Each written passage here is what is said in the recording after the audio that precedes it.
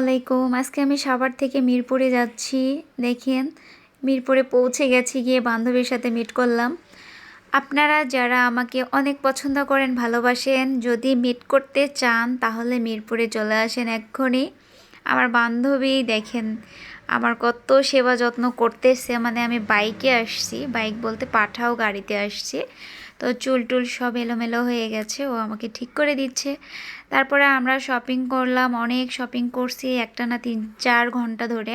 তারপরে আমরা দুইজনে এত মানে ক্ষুধার্ত আর এত ক্লান্ত হয়ে গেছি, তো রেস্টুরেন্টে ঢুকলাম। এখন আমরা কিছু খাবার অর্ডার করে দুইজন দুজনের মতো পার্সোনাল কিছু কাজ ছিল ফোনে, সেগুলো করতেছি।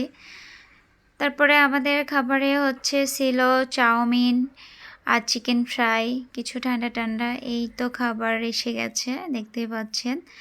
চাউমিনটা মোটামুটি ভালো ছিল, ক্যাপসিকাম অনেক কিছুই কম ছিল, চিকেন টিকেন। আর চিকেন ফ্রাইটা তো বরাবর একই রকমই খেতে সব জায়গায়। তারপরে ক্ষুধা লেগেছে, খাচ্ছি। দুইজনে মানে অনেক দিন পরে এক জায়গায়, ভীষণ ভালো লেগেছে।